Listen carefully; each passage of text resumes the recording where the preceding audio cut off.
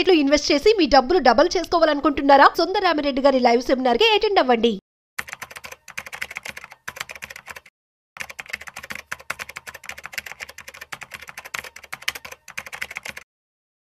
నమస్తే సుమన్ టీవీ ప్రేక్షకులకు నమస్కారం ఫ్రెండ్స్. ఇప్పుడు ఈరోజు ఈ ఎపిసోడ్లో మనం common man or any person హెచ్ఎన్ఏలైనా కానీ క్యాపిటల్ మార్కెట్స్లో ఎందుకు ఇన్వెస్ట్ చేయాలి చూడండి. అలాగే నేను స్టాక్స్ కంటే కూడా mutual funds are index funds, passive funds ఎందుకు నేను ప్రిఫర్ చేస్తాను అన్నది మీకు ఎక్స్ప్లెయిన్ చేస్తాను. ఫ్రెండ్స్ ఇప్పుడు చూడండి, ఒక వ్యక్తికి సపోజ్ ఒక 5 కోట్లు ఉందనుకోండి బ్యాంకులో, కోటికి 6% వేసుకున్నా కానీ నెలకి 50,000 అంటే 5 కోట్లకి 2.5 లక్షలు హ్యాపీగా ఎవ్రీ మంత్ అకౌంట్లో క్రెడిట్ అవుతుంది. సుమారుగా 6% అంటే 7% అంటే ఎక్కువ వస్తుంది, 2.5 లక్షలు. సపోజ్ 10 కోట్లు ఉందనుకోండి, 5 లక్షలు నెలకు వస్తుంది. అలాంటి వ్యక్తులు అంటే ఎవరైతే వ్యక్తులకి ఆర్థికంగా క్యాష్ రూపేణ ఎక్కువ ధనం ఉందో వాళ్ళకి క్యాపిటల్ మార్కెట్స్ అవసరం లేదు. ఎందుకని? క్యాపిటల్ మార్కెట్స్లో రిస్క్ ఉంటుంది. వాళ్ళు రిస్క్ తీసుకోదలుచుకోకుండా ఉన్నా కానీ ఇప్పుడు 5 కోట్లు ఉన్న వ్యక్తి నెలకు 2.5 లక్షలు వస్తుంది కాబట్టి హ్యాపీగా 2.5 లక్షలతో ఇప్పుడున్న పరిస్థితి హైదరాబాద్లో 1,00,000 రూపాయలతో హ్యాపీగా ఒక ఫ్యామిలీ జీవించవచ్చు.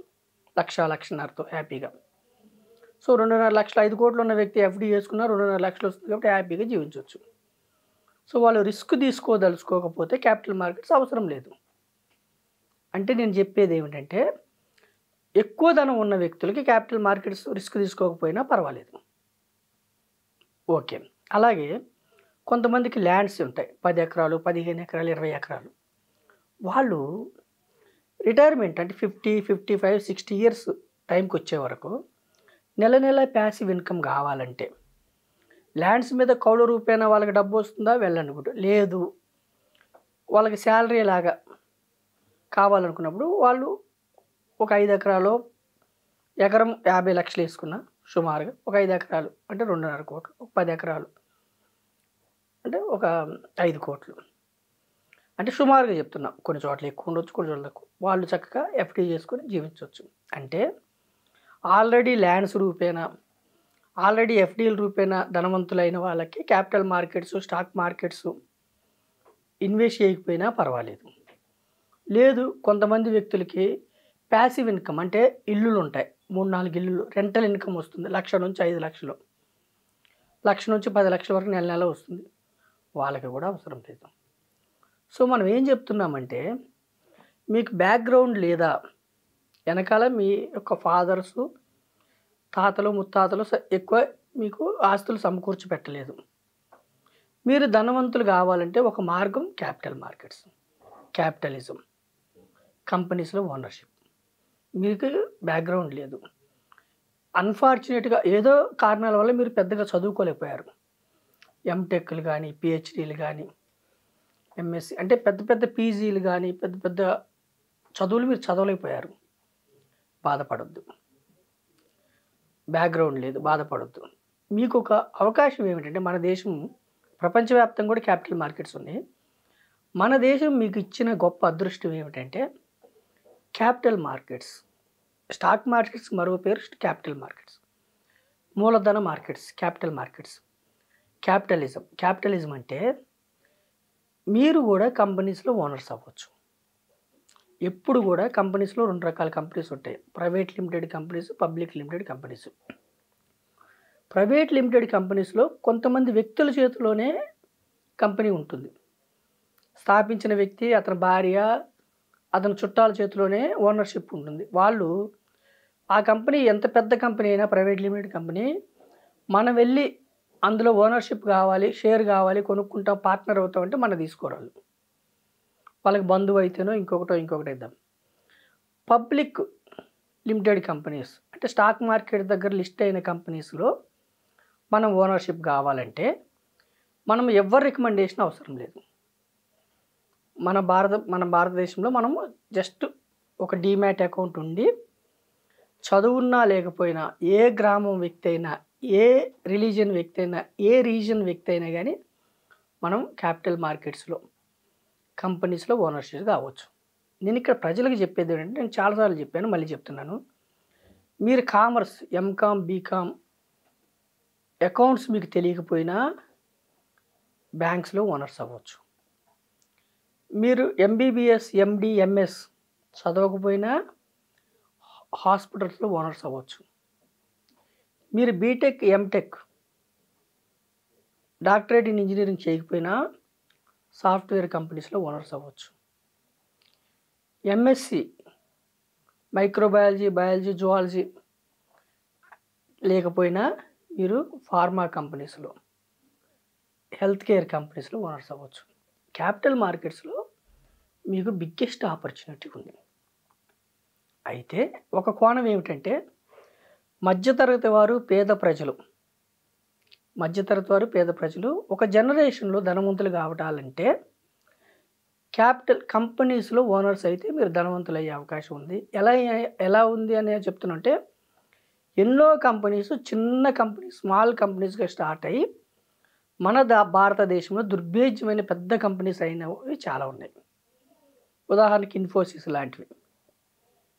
అలాంటి కంపెనీస్లో మీరు ఓనర్స్ అయితే మీరు కూడా ఆ ప్రమోటర్ వెనకాల చేయి పట్టుకొని నడిచినట్టే. వారెన్ బఫెట్ గారు 11th ఇయర్ 10th ఇయర్ అప్పటి నుంచి గ్రూప్ ఆఫ్ కంపెనీస్ ఇన్వెస్ట్ చేయడం మొదలుపెట్టి ప్రపంచంలోనే టాప్ 10 ధనవంతులు ఒకళ్ళుగా అవతరించారు. సో నేనేం చెప్తున్నానంటే, పేద ప్రజలు, మధ్యతరగతి ప్రజలు ధనవంతులు అవడానికి క్యాపిటల్ మార్కెట్స్ చక్కటి అవకాశం ఉంది. రెండవ కోణం ఏమిటి? క్యాపిటల్ మార్కెట్స్లో గ్యారంటీ రిటర్న్స్ ఉండవు, subject to market risk. So మీరు క్యాపిటల్ మార్కెట్స్లో కంపెనీస్లో ఓనర్షిప్ కావాలన్నప్పుడు చాలా చూసుకోవాలి. ఫస్ట్ చూసుకోవాల్సింది ఏమిటంటే, ఇప్పుడు మన భారతదేశంలో మొత్తం సుమారుగా 4,000 నుంచి 5,000 companies SEBI, securities exchange board of India stock మార్కెట్లో లిస్ట్ అయి ఉన్నాయి. అందులో ఏ కంపెనీలో మీరు ఓనర్ కావాలో ఫస్ట్ మీరు చూసుకోవాలి. అది సమస్య. అంటే ఆ కంపెనీ ఏ వ్యాపారం చేస్తుంది, ఫండమెంటల్గా ఎలా ఉంది, టెక్నికల్గా ఎలా ఉంది, ఆ కంపెనీ ఏ వ్యాపారం చేస్తుంది, ఏం ఉత్పత్తి చేస్తుంది, ఎంత అమ్ముతుంది, ఎంత లాభాలు వస్తున్నాయి, ప్రమోటర్స్కి ఎంత షేరు వాటా ఉంది, పబ్లిక్కి ఎంత ఉంది, ఇవన్నీ ఉంటాయి మీకు. సో ఇంకొకటి ఏమిటి, ఏ కంపెనీలో కూడా ఏ వాల్యూ దగ్గర ఆ షేర్ కొనాలి, ఏ వాల్యూ దగ్గర అమ్మాలి, ఇది సమస్య. అందుకని అందరూ స్టాక్ మార్కెట్లో డబ్బులు చేసుకోలేరు, సంపాదించలేరు. ఏ వాల్యూ దగ్గర కంపెనీ స్టాక్ కొనాలి, ఎక్కడ అమ్మాలి. మూడో సమస్య ఏమిటి, కామన్ మ్యాన్కి మూడో సమస్య ఏమిటంటే, మన దగ్గర ఉండే డబ్బు నెలకు 1,000, 5,000, 10,000, 20,000 మనం దాచుకోగలం అనుకోండి. కామన్ మ్యాన్ 20,000 రూపాయల పైన స్టాక్స్ రేట్స్ ఉన్నవి కూడా ఉన్నాయి. స్టాక్స్ 10,000 రూపాయలు ఉన్న ఒక స్టాక్ వాల్యూ 10,000 రూపాయలు ఉన్నాయి, 20,000, 15,000 ఉన్నాయి. అంటే మన దగ్గర ఉన్న కొద్ది మొత్తంతో వివిధ రకాల స్టాక్స్ కొనడానికి సాధ్యం కాకపోవచ్చు. అంటే డైవర్సిఫికేషన్. సో ఇవన్నీ సమస్యలు స్టాక్స్లో. ఇంకా ఏమి సమస్యలు అంటే, మనం సొంతంగా స్టాక్స్ కొన్నాం అనుకోండి. సపోజ్ ఒక 10 లక్షల రూపాయల స్టాక్స్ మనం కొన్నాం అంటే ఒక కంపెనీలో ఓనర్స్ అయ్యాం. 1 ఇయర్ లోపే సపోజ్ ఒక 10% లాభం వచ్చింది అంటే 10 లక్షలు పెడితే 11 లక్షలు అయింది. మనం అమ్మేసామనుకోండి లాభం తీసుకుందామని. 1 ఇయర్ లోపు అమ్మితే మన లాభం మీద 20% ట్యాక్స్ కట్టాలి. అంటే వచ్చిన 1,00,000 లాభం మీద 20,000 గవర్నమెంట్ ట్యాక్స్ కట్టాలి. దాన్ని షార్ట్ టర్మ్ క్యాపిటల్ గెయిన్స్ అంటారు. అదే లాంగ్ టర్మ్ అనుకోండి, 1,25,000 వరకు ఎగ్జంప్షన్ ఉంటుంది. 1,25,000 తర్వాత వచ్చేదాని మీద కట్టాలి. అంటే ఇప్పుడు ఎవరైనా ఒక వ్యక్తి ₹1,00,00,000 పెట్టాడు అనుకోండి, 1 ఇయర్ లోపు అతనిది 1,10,00,000 అయితే 1 ఇయర్ లోపు అతను విత్డ్రా పెరిగింది కదా, లాభం వచ్చింది కానీ విత్డ్రా చేస్తే 1 ఇయర్ లోపు 20% లాభం మీద 20% ట్యాక్స్ కట్టాలి. అదే 1 ఇయర్ తర్వాత చేసాడు అనుకోండి 12.5%, అంటే 1,25,000 ఎగ్జంప్షన్ తర్వాత 12.5% ట్యాక్స్ కట్టాలి. సో ఈ ఇండివిజువల్గా మనం స్టాక్స్ కొంటే ఈ ట్యాక్స్లు ఉంటాయి. Short term gain tax, long term gain tax.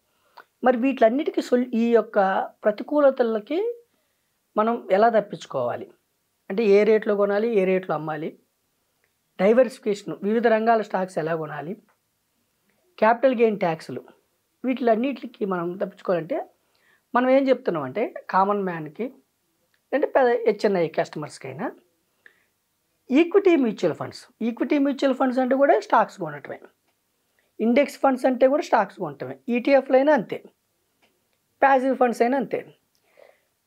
అయితే డైవర్సిఫైడ్ ఈక్విటీ మ్యూచువల్ ఫండ్స్ అంటే వివిధ రంగాల్లో పెట్టే ఈక్విటీ, వీటి ద్వారా మనం కొంటే ఏమిటంటే ఇక్కడ కూడా ఫండ్ మేనేజర్ ఏం చేస్తాడంటే మన కోసం స్టాక్స్ కొంటాడు.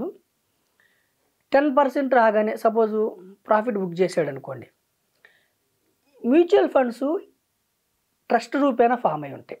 అవి ఈ మ్యూచువల్ ఫండ్స్ అనేవి ట్రస్ట్స్ కాబట్టి వాళ్ళు ఎన్నిసార్లు అమ్మినా ఎన్నిసార్లు కొన్నా మ్యూచువల్ ఫండ్స్కి ట్యాక్స్ ఉండదు. ఎందుకు ఉండదంటే అంతిమంగా ఇన్వెస్టర్ అమ్మినప్పుడు ఇన్వెస్టర్ ట్యాక్స్ పే చేయాలి కాబట్టి డబల్ ట్యాక్సేషన్ అవుతుంది. కాబట్టి మ్యూచువల్ ఫండ్ సంస్థలు ఎన్నిసార్లు అమ్మినా ఎన్నిసార్లు కొన్నా స్టాక్స్ వాళ్ళకి ట్యాక్సేషన్ ఉండదు. ఇది పెద్ద అడ్వాంటేజ్. ఇప్పుడు వాళ్ళు కూడా ఏం చేస్తారు, మనం ఇచ్చిన డబ్బులతో మనం ₹1,00,000 ఇచ్చామనుకోండి, లేదంటే 10 లక్షలు ఇచ్చారు అనుకోండి, మన కోసం 50 company diversified equity mutual funds అంటే సుమారుగా 50 కంపెనీస్లో స్టాక్స్ కొంటారు. వాళ్ళు కొన్న స్టాక్స్లో కూడా ఒక 40 స్టాక్స్ కరెక్ట్ అవుతాయి, ఒక్కోసారి 5 నుంచి 10 స్టాక్స్ తప్పు అంటే సరే రాంగ్ పిక్ చేసుకునే అవకాశం వాళ్ళ దగ్గర కూడా ఉంటుంది. అప్పుడు ఏం చేస్తారు, వాళ్ళు రాంగ్ పిక్ చేసుకున్నప్పుడు వెంటనే వదిలిస్తారు. అవి వాళ్ళు వదిలించినప్పుడు కొంచెం లాభం ఉంటే వాళ్ళకి కొంచెమే లాభం ఉంది, సపోజ్ ఒక 10% లాభం ఉందనుకోండి, 1 ఇయర్ లోపు 20% ట్యాక్స్ పడదు. లేదు 1 ఇయర్ తర్వాత కానీ వాళ్ళు ఏం చేస్తారు, మంచి స్టాక్స్ని ఉంచుకుంటూ తక్కువ రిటర్న్ వచ్చే స్టాక్స్ని తీసేస్తూ, అంటే వాళ్ళ యొక్క రీసెర్చ్ టీమును బట్టి వాళ్ళు షఫిల్ చేస్తూ ఉంటారు కంపెనీస్ని. అయితే ఇక్కడ మన ఇండివిజువల్స్కి మ్యూచువల్ ఫండ్స్కి డిఫరెన్స్ ఏమిటంటే మ్యూచువల్ ఫండ్స్ ద్వారా కంపెనీస్లో స్టాక్స్ కొన్నప్పుడు వాళ్ళకి ట్యాక్సేషన్ ఉండదు.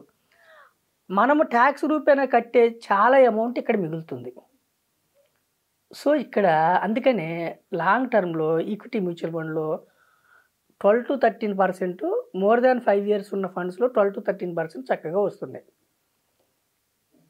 సో ఇండివిజువల్ స్టాక్స్కి మనం ఎందుకు నేను ప్రజల్ని అంతగా ప్రోత్సహించనంటే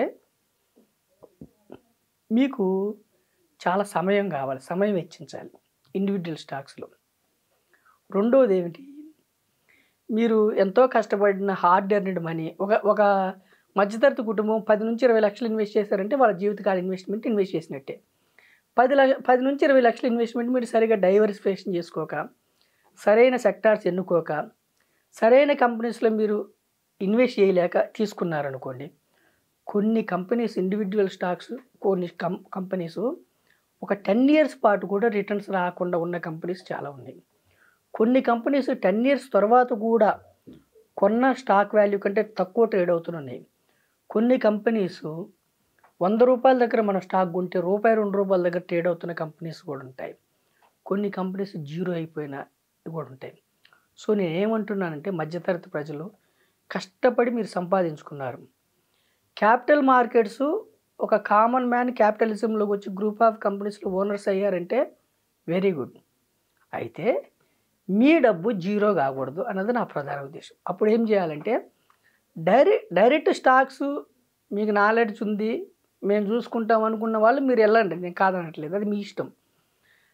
నాలెడ్జ్ లేదు, స్టాక్స్ గురించి నాలెడ్జ్ లేదు, కానీ ఆరాంగా ఒక 10%, 12%, 13% దీర్ఘకాలంలో సంపాదించుకోవాలనుకున్న వాళ్ళు డైరెక్ట్ స్టాక్స్లోకి వెళ్లకుండా డైవర్సిఫైడ్ ఈక్విటీ మ్యూచువల్ ఫండ్స్ లేదా ఇండెక్స్ ఫండ్స్ని ప్యాసివ్ ఫండ్స్ అంటారు, లేదా ఈటీఎఫ్లు, ఇట్లాంటి వాటిలోకి వెళ్తే మన ఎకానమీలో మీరు పాలు పొందినట్టు, భారతదేశ ఎకానమీలో మీరు పాలు అంటే ఈ ఇండెక్స్లో ఉండే స్టాక్స్ ఏటో కాదు, మన భారతదేశంలో ఉన్న బ్యాంకింగ్ వ్యవస్థ, ఫార్మా వ్యవస్థ, మ్యానుఫ్యాక్చరింగ్, అంటే మన దేశాన్ని ముందుకు నడిపిస్తున్న డిఫెన్స్, మన దేశం ఆర్థిక అభివృద్ధిలో పాలు పంచుకుంటున్న private companies, government under companies, government public companies అంటే ఓఎన్జీసీ కానీ, బీఈఎల్ కానీ, బీహెచ్ఏఎల్ కానీ, ఎన్టీపీసీ కానీ, పవర్ గ్రిడ్ అంటే ఎన్నో కంపెనీల సముదాయమే ఇండెక్స్. వీటిల్లో మీరు ఓనర్ అయితే మీరు ఇంట్లో కూర్చున్నా కానీ మీ డబ్బు మీకోసం పనిచేస్తుంది. ఇంట్లో మీరు నిద్రపోతున్నా మీరు 50 కంపెనీస్ 100 కంపెనీస్లో పార్ట్ ఓనర్ అవుతారు. ఎప్పుడైతే డబ్బుని మీకోసం పనిచేయటానికి మీరు యూజ్ చేశారో డబ్బు మీకు మిక్కిలి ఫ్రెండ్ అవుతుంది. డబ్బుని ఎప్పుడు కూడా మీకోసం పనిచేసేలాగా ఉపయోగించాలి. మీ చేతిలోకి డబ్బు రావటమే ఆలస్యం. మీకు మీ యొక్క అవసరాలన్నీ తీర్చుకోండి, కానీ ఒక 20% డబ్బుని మీకోసం పనిచేసేలాగా చేస్తే ఆ డబ్బు మీకు బెస్ట్ ఫ్రెండ్ అవుద్ది. మీరు భారతదేశ ఎకానమీలో ప్రపంచంలో దూసుకుపోతున్న ఆర్థిక వ్యవస్థలో మీరు పార్టిసిపేట్ చేస్తారు, ఓనర్స్ అవుతారు. ఆ ఫ్రూట్స్ని మీరు ఎంజాయ్ చేస్తారు. నా దేశం ఇంత గొప్పదని మనం చెప్పుకోవటమే కాదు, మనం కూడా ఆర్థికంగా వృద్ధి చెందాలి. మనం ఆర్థికంగా ఎప్పుడు వృద్ధి చెందుతామంటే మన డబ్బు మన కోసం పనిచేయాలి. మన డబ్బు మన కోసం ఎప్పుడు పనిచేస్తుందంటే గ్రూప్ ఆఫ్ కంపెనీస్లో పెట్టండి. అయితే ఈ క్రమంలో నేను ప్రజల్ని హెచ్చరించేది ఏమిటంటే, స్టాక్ మార్కెట్, క్యాపిటల్ మార్కెట్స్ అన్నావు కదా అని ట్రేడింగ్లోకి వెళ్ళి F&O ఫ్యూచర్ అండ్ ఆప్షన్స్ అది హెడ్జింగ్ కోసం పెద్ద పెద్ద ఇన్స్టిట్యూషన్స్ వాళ్ళ యొక్క షేర్ వాల్యూని, స్టాక్ వాల్యూని కాపాడుకోవడం కోసం డెరివేటివ్స్ని యూజ్ చేసుకుంటారు హెడ్జింగ్ కోసం.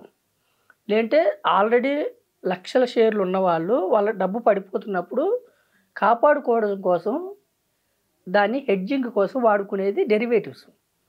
ఆ డెరివేటివ్స్లో ఫ్యూచర్ అండ్ ఆప్షన్స్లో డబ్బులు వస్తున్నాయి కదా అని ట్రేడింగ్లోకి వెళ్ళి మొత్తం డబ్బులు పోగొట్టుకోవద్దు. ట్రేడింగ్లో 50-60 ట్రేడ్లు మీరు సక్సెస్ అయితే కూడా ఒక్క ట్రేడ్ ఫెయిల్ అయితే మొత్తం డబ్బు జీరో అయ్యే అవకాశం ఉంటుంది. ఇంట్రాడేలో కూడా ఈరోజు వస్తాయి.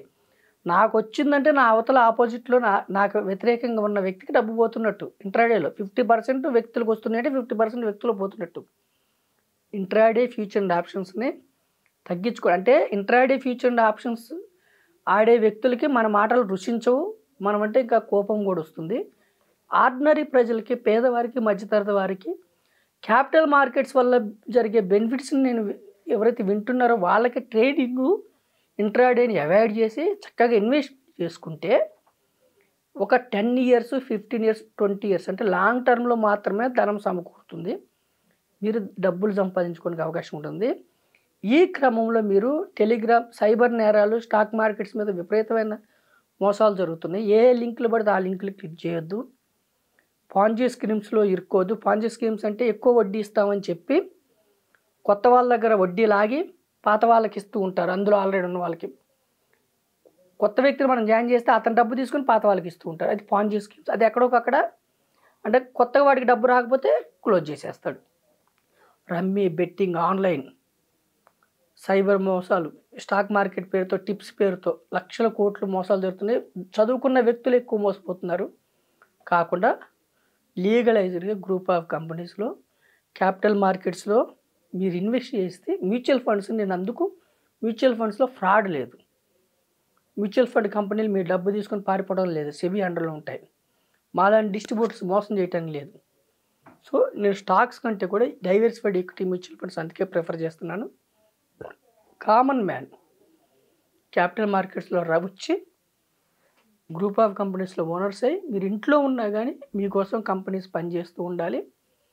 క్యాపిటల్ మార్కెట్స్ అంటే అందులోకి ఎంటర్ అయితే మీకోసం కంపెనీస్ పనిచేస్తూ ఉంటాయి. ఈ యొక్క సూక్ష్మాన్ని అర్థం చేసుకొని దీర్ఘకాలంలో, షార్ట్ పీరియడ్ డబ్బు, దీర్ఘకాలంలో మీరు ధనవంతులు కమ్మని రిస్క్ని అర్థం చేసుకొని ఇన్వెస్ట్ చేసుకోమని నేను సుమన్ టీవీ ద్వారా ప్రజల్ని మరీ కోరుతున్నాను. Thank you.